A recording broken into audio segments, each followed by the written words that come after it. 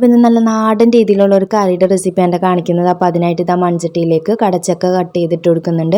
കഴുകി ക്ലീൻ ആക്കിയിട്ട് പിന്നെ ചെമ്മീൻ, അതേപോലെ എരിവിന് ആവശ്യമായിട്ടുള്ള പച്ചമുളക്, മഞ്ഞൾപ്പൊടി, ആവശ്യത്തിന് ഉപ്പ്, പിന്നെ ഒരു ചെറിയ പീസ് കുടംപുളിയും കൂടി ഇട്ട് കൊടുത്തിട്ട് ഇതൊക്കെ ഒന്ന് വേവാനായിട്ട് നമുക്ക് അടുപ്പിലേക്ക് വെച്ച് കൊടുക്കാം.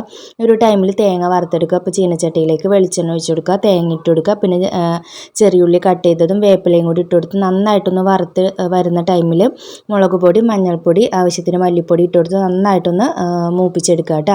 എന്നിട്ട് നമ്മൾ തേങ്ങ നന്നായിട്ട് ചൂടാറിയതിന് ശേഷം മിക്സിയുടെ ജാറിലിട്ട് അരച്ചിട്ട് ആ ഒരു അരപ്പ് നമ്മൾ വേവിച്ച് വെച്ചിട്ടുള്ള കടച്ചക്കയും ചെമ്മീനിലേക്ക് ഒഴിച്ചു കൊടുക്കുക. ആവശ്യത്തിന് വെള്ളവും കൂടി ഒഴിച്ചു കൊടുത്ത് ഉപ്പും ഇട്ട് നന്നായിട്ട് അരപ്പൊന്ന് വേവിച്ചെടുക്കുക കേട്ടോ. തിളപ്പിച്ച് വേവിച്ചെടുക്കുക.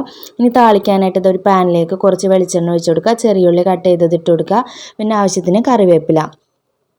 നന്നായിട്ട് മൂത്ത് വരുന്ന ടൈമിൽ നമ്മുടെ കറിയിലേക്ക് ഒഴിച്ചു കൊടുക്കുക. അപ്പോൾ എല്ലാവരും ട്രൈ ചെയ്ത് നോക്കാൻ മറക്കണ്ട. അടിപൊളി ടേസ്റ്റാണ് കേട്ടോ.